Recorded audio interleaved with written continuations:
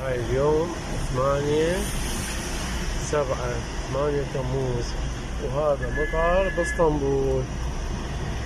هاي صارت الجو كلش حار، والله يريد لهم الاتراك سوالهم مطرت عليهم. شوفوا شهر تموز شلون المطر. هسه احنا 8/7 تموز.